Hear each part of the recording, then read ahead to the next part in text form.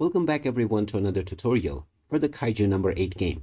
In this video, I'm going to show you how you can change the name of your squad within this game. So let's get started right away. First of all, open up Kaiju number 8 on your device.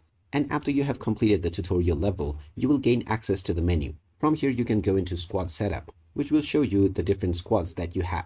You can set up to 10 different squads and customized based on the characters that you have unlocked. Right now, I only have 3 characters available. And by default, this is Squad 1. If you wish to change the name, simply look at the bottom left corner and then click on the edit icon. This will now let you edit your squad name. Just type in your desired squad name and then click on the OK button. Make sure that you follow the rules that are shown within the dialog box. After clicking on OK, your squad name will appear right away.